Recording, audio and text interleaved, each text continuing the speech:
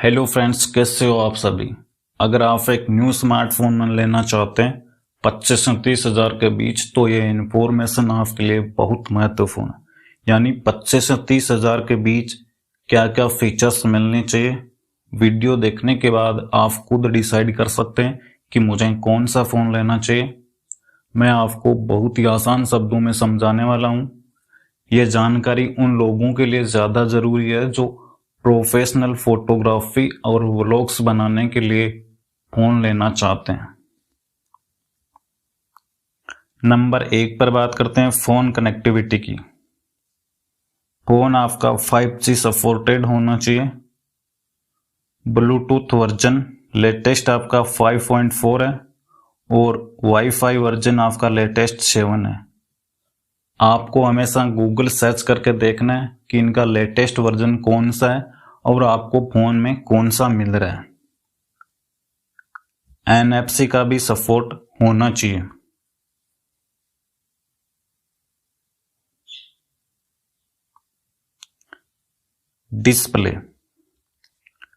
Display type की बात करते हैं। डिस्प्ले आपको दो प्रकार का देखने को मिलता है, फ्लैट डिस्प्ले और 3D covered display. Flat display जो हम बचपन से देखते आ रहे हैं वो हमारा फ्लैट डिस्प्ले है।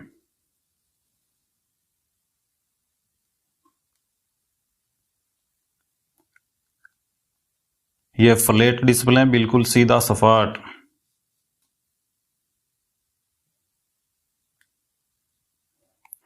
और यह आपका 3D कवर्ड डिस्प्ले, इस प्रकार से मुड़ा हुआ।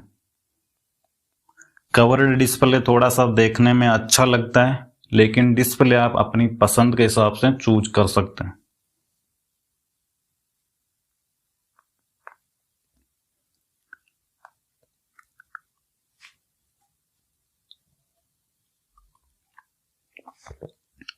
डिस्प्ले क्वालिटी की बात करते हैं।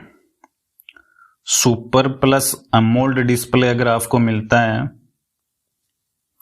तो अच्छी बात है, लेकिन कम से कम full HD plus AMOLED display तो आपका होना ही चाहिए। डिस्प्ले रिफ्रेश रेट की बात करते हैं।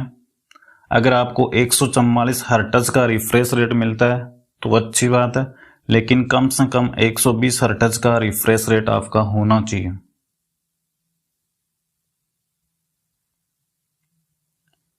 PWM डिमिंग, इसका यूज क्या है मैं आपको शॉर्ट और आसान शब्दों में बता देता हूं। अगर आप अंधेरे में ज़्यादा फ़ोन यूज करते हैं तो यह आपकी आंखों की हेल्थ के लिए बहुत ज़रूरी है।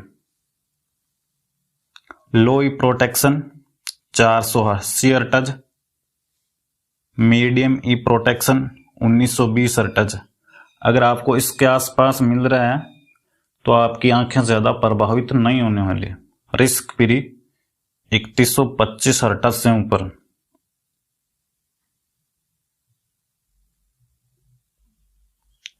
अब बात करते हैं म्यूजिक क्वालिटी या ऑडियो क्वालिटी की। अच्छी ऑडियो क्वालिटी के लिए आपका फ़ोन डोल्बी एटमॉस सपोर्टेड होना चाहिए। अगर डोल्बी एटमॉस सपोर्टेड नहीं है तो कम से कम डुअल स्टीरियो स्पीकर्स तो आपके फ़ोन में होने चाहिए ताकि बेहतरीन साउंड क्वालिटी मिल सके।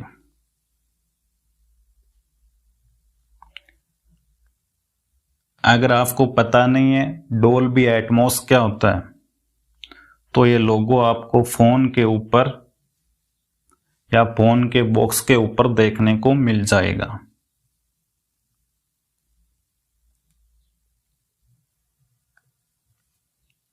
IP रेटिंग, आपका फ़ोन 68 IP रेटिंग सर्टिफाइड होना चाहिए ताकि फ़ोन मिट्टी और पानी से बिल्कुल सुरक्षित रहे।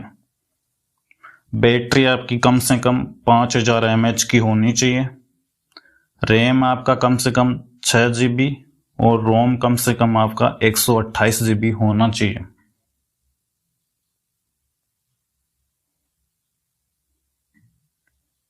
आपका फ़ोन फास्ट चार्जिंग सपोर्टेड होना चाहिए। इस प्राइस रेंज में कम से कम 50 वाट प्लस का आपका चार्जिंग सपोर्टेड होना चाहिए। अब बात करते हैं प्रोसेसर की।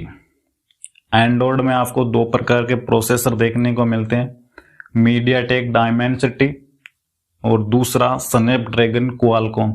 आपको हमेशा गूगल सर्च करके देखना है कि इनका लेटेस्ट वर्जन कौन सा है और आपको फोन में कौन सा मिल रहा है। प्रोसेसर की ओक्टा कोर स्पीड की बात करते हैं, कम से कम 2.63 गीगाहर्ट्ज तो होनी चाहिए ताकि आपका फोन हैंग ना हो।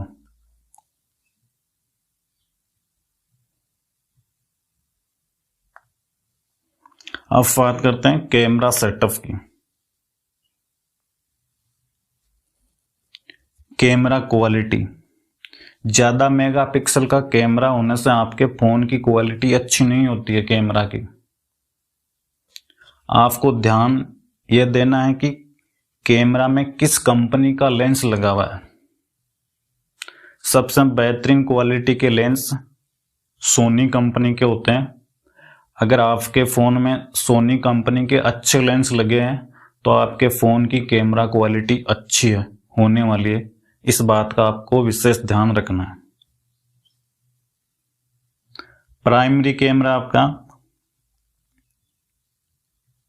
कम से कम 15 मेगापिक्सल OIS सपोर्टेड होना चाहिए। दूसरा कैमरा आपका ultra wide angle lens and macro lens होना चाहिए। और तीसरा कैमरा लेंस आपका टेलीफोटो लेंस होना चाहिए जूम के लिए, कम से कम 1x 2x और 3x जूम तो आपका होना ही चाहिए।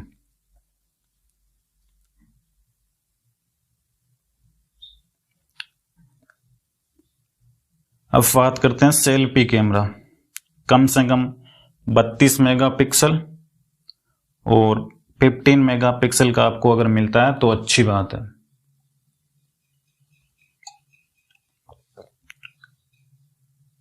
अब जो व्लॉग्स बनाते हैं या उनके लिए बहुत जरूरी है वीडियो रिकॉर्डिंग।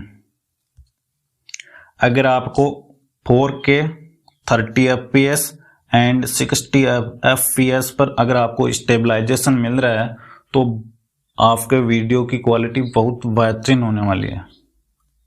इसके बाद में 2K 60 FPS पर stabilization and 1080p 60 FPS stabilization तो आपके फोन में कम से कम होना चाहिए, मेन कैमरा और सेल्फी कैमरा दोनों के अंदर।